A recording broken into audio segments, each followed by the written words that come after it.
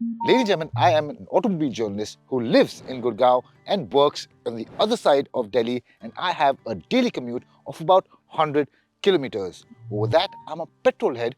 Neither have I owned or lived with a CNG vehicle on a daily basis.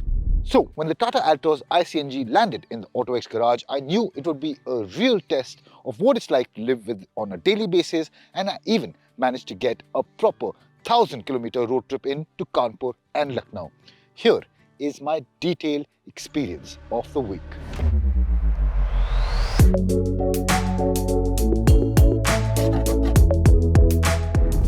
Now, as far as first impression goes, I think the Altroz makes an impressive one. It still looks sharp and it still looks as contemporary as it did when it was first introduced, and that design aesthetic still follows suit. The unit which we have on test, this color is called Dune Glow, and with these premium black inserts all over the car, it looks rather impressive. Over that, the quality of the plastics on these piano black inserts, I think Tata has done a good job. Some of them do look tacky, but here it just goes with the overall premium appeal. Overall, even the design is quite sharp, it's cohesive. You have this pronounced shoulder line which runs all the way to these wraparound style LED tail lamps, which are also finished with the piano black inserts. So overall, every time you do end up parking this vehicle, you will end up looking back at it. However, it's not perfect. There are some flaws. Starting with, you have quite an aggressive safety locking procedure. Now, as you guys can see, I will unlock this vehicle and it will lock by the time I finish this PTC. Next, you have these blacked out 16-inch alloy wheels. Now, they are alloy wheels, but they give you the impression of being a wheel cover like some mid variants of the Hyundai i20.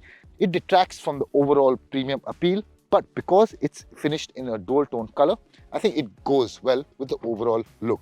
And as you guys can see, it did end up locking it before I managed to finish this PTC. Next are these flush fitting door handles. These aren't automated, so it gets tricky if you have to get into the car with your hands full. But as I said, the overall first impressions are great, but it only gets better once you step inside. And when you step inside, you're greeted to Tata's new age interior design theme. Now you get a dual tone interior with a light beige or cream with piano black finishes. And a major point to note is because you get this light cream or beige interior theme, it is definitely prone to getting dirty, especially the fabric seats and the fabric on the door pads as well. Over that, you get a steering wheel which is wrapped in similar dual tone leatherette theme, which is cream outside and black inside, and your major touch points again are this light beige finish, which, as I said, tends to get dirty. However, the quality of plastic which Tata has used on, say, the hatchback controls or the controls on the steering wheel, I think are really nice. It adds to that premium appeal. It feels tactile. The fit and finish is great in most places, but quality issues do creep in places like the dashboard area and such. Where this car truly makes an impression is with the features. Now, for one, this is the only premium hatchback in the country that offers a CNG from factory and has a sunroof. Then, in terms of functionality, well, you get a 10.25-inch infotainment system. Now, the graphics are really crisp. It's intuitive to use. The Android Auto, well, it connects absolutely seamlessly. Even when you talk about the digital instrument cluster, the screen in the middle feels premium, has all the right information and is easy to navigate around. However, it is a mixed bag because the gauges for the RPM, for the CNG tank and the fuel tank, well, they do feel a little underwhelming in comparison. But let's talk about practicality because that is great as well. You have some large storage areas like the glove box. Now this also has some extra cup holders to add to the practicality. You also have large cubby holes in the door pads which can hold two 1-liter bottles. However, one sad thing is the fact that this armrest doesn't quite impress. Not only the storage space, which can't even hold a wallet upright, but also the fact that you get this light fabric material which not only gets dirty, but on longer journeys it does tend to rub against my skin and giving me a bit of a burn. But where it makes up points is in terms of some other features like the fast wireless charger. You have a 65-watt Type-C charging port and some other feel-good features like the ambient lighting. Over that, getting in and out is quite easy thanks to the doors which open at a 90-degree angle. Now that is not just good for people of my age, but it'll be most helpful for my father or for my mother or generally people of a senior age. Now, while the front seats were extremely comfortable, it gave my back the support it needed for a 500-kilometer non-stop road trip. The rear seats feel a tad utilitarian. The backrest is a bit too upright and my legs are a bit too high up for my liking. It's lacking in terms of space as well. I feel its competition does better. And the light colored fabric issue continues here as well, especially on the door pads. Now this car has only done 6,000 kilometers and there's dirt build up on the door pads on all four corners. However, in terms of features, it does manage to crawl back some points. It has rear AC vents, and because of the fact that the AC cools really fast, the rear cabin space cools up really fast as well. You have a 65-watt charging port, but there is no space to keep a mobile phone in the middle. You have to make use of the small seat back storage compartment right over here. And overall, you do get this light and airy feel in the cabin, making it feel more spacious than it actually is. Now, on the practicality front, Tata has managed to free up 210 litres of boot space, which may not sound like much, especially compared to its ICE-powered sibling, but I think it's decent for a CNG vehicle. And that's because Tata has squeezed in two parallelly mounted CNG tanks at the bottom. This ensures that you can get weekend getaway luggage for 2 to 3 people, but any more luggage and you'll be encroaching into the cabin space. Now, when it comes to performance, well, the Altroz iCNG is powered by the 1.2-litre naturally aspirated engine. Now, it's tuned on CNG and petrol as well. In CNG mode, it makes about 73 bhp and 103 Nm of peak torque. And in petrol, it makes about 88 bhp and 114 Nm of peak torque. For this test, I tried to run it exclusively on CNG. And I think the biggest hurdle which I face is the fact that there is no automatic gearbox available. Despite the fact that the clutch was light, I think my left leg did feel the strain at the end of the day or even at the end of a 500-kilometer road trip. But nonetheless, I think the engine picks up well. The gear ratios are well spaced out, with first giving you good low-end torque and I think second gear being tractable enough to keep you engaged in bumper-to-bumper traffic. Yes, there are vibrations and gruffness which creep in when you're driving exclusively in CNG mode. With that, once you get up to cruising speeds of about 80 to 100 kilometers per hour, the NVH levels disappear. It becomes an easy, effortless cruiser. Alright, ladies and gentlemen, so here she is. Today I'm going to be heading to Kanpur. I have some work there. Along the way, we're going to be doing a mileage test to see how efficient this CNG/petrol powered hatchback is. Now, I am late. I do have to tell you, I'm not going to be hypermiling or anything like that. I'm going to be driving at my regular speed. In fact, I have to make up some time there. So this is going to be a thorough test of how this performs in terms of mileage under pressure.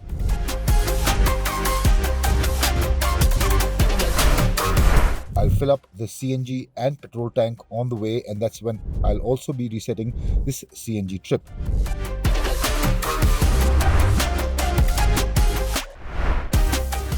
I have a full tank of CNG, I have a full tank of petrol, and it's time to start rolling. Now I have reset the CNG trip meter. Let's get started. Let's get on the road. Now, as far as range goes, well, it doesn't say how much the distance to empty is for the CNG tank, but if I switch it to the petrol mode, as you guys can see, I have a distance to empty of 394 kilometers. Now, I don't know if it'll do that, but it feels good to see a large range like that on top of the range you have with the CNG mode. As you guys can see, we've completed our first milestone. We've done 50 kilometers. We have lost 1 bar of CNG. We've gotten onto the Eastern Peripheral Expressway. According to Google Maps, we have about 442 kilometers to go. The car is doing well so far. It's comfortable, the power is adequate, and this manual gearbox, well, it's pretty slick, good to use. I think the only thing is that the steering wheel does feel slightly heavy. Not the good kind of heavy. It just feels a bit lethargic, a bit lazy. But the other aspects of the car kind of make up for the fact. Well, ladies and gentlemen, we've completed our second milestone, which is about 100 kilometers. We've been driving for about 1.5 hours now, and unfortunately, we've lost about 3 bars of CNG. Now, when it started, it did take some time for the bars to fall, but once they did, they started falling quickly. Between about 70 to 100 kilometers, I've lost about 2 bars of CNG. Of course, we haven't even touched the petrol tank yet, and we have about 392 kilometers to go. Everything is going swell so far. The car is comfortable. The suspension is great. I think that's the best part about it if you have to take this sort of car on a road trip. We just completed about 171 kilometers and we're down to 2 bars of CNG. Now, it is falling slightly faster than I would have ideally liked. Right now, as you guys can see, we're still on the Agra-Lucknow Expressway, and I imagine it should do about 220 to 230 kilometers from a full tank of CNG. We're still on our last bar of fuel. Now, I did imagine that we will hit 200, but how much more can we do until it fully runs out of CNG and goes on to the petrol mode? Now, we are about 269 kilometers from our destination. We've turned on to the Agra inner ring road. We will turn on to the Agra-Lucknow Expressway pretty soon. Now, one thing that has surprised me, pleasantly surprised, mind you, is that it's just so easy to live with a CNG vehicle on such a long route. I've only done these types of mileage runs on petrol vehicles, and because the ECU is tuned to the petrol and CNG mode, you can start it in CNG mode. You just don't have to worry about it. There's no special precaution or measure that you have to take. It just feels natural. Yes, the engine does sound a little gruff at higher RPMs, but it's not that bad. It's just, if this had a bit better NVH, I think that would have made longer journeys just that tiny bit better. Well, we've finally run out of CNG. It's switched to petrol mode, and in total, it did about 238 kilometers. Now, this was a mix of city and highway, all going well so far. Now, with the petrol tank, we have about 393 kilometers of range. Now, one thing instantly that is noticeable is the fact that the gruffness and even the bit of vibrations which you could feel at higher RPMs in CNG mode are basically gone. It's become more refined, slightly more comfortable, and better in terms of NVH. Now, we have about 238 kilometers to still go. The range in the petrol mode is 390 kilometers, and I think we will make it to our destination with a full CNG tank and a full petrol tank with some fuel to spare.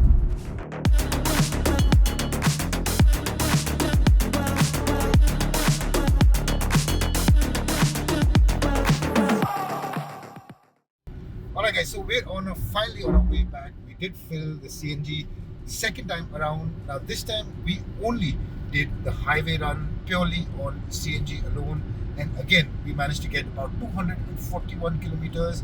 When I was on my way to Kanpur, when we did the CNG mileage test with a mix of city and highway, I managed to get about 239 kilometers of range. So I was surprised that it wasn't much different when it was only highway.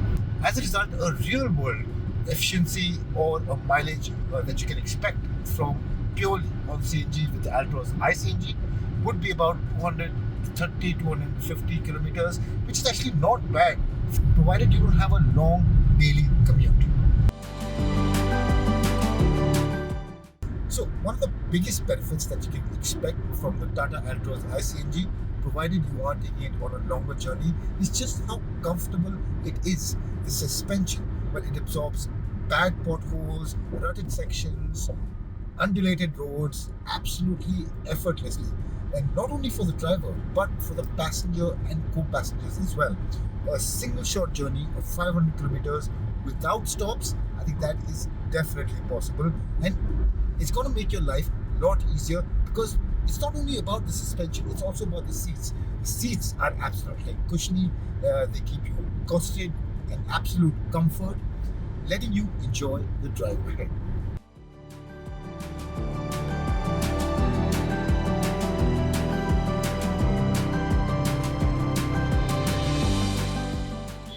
Well, that's right. We're at the filling station again. It's time to fill CNG, because with a limited range of just say about 240 kilometers, I think you will be visiting a CNG pump quite often. And as you can see, the line is quite long. The weight is what kills you with CNG vehicles. But nevertheless, I think the efficiency and the affordability is what makes up for it in some ways.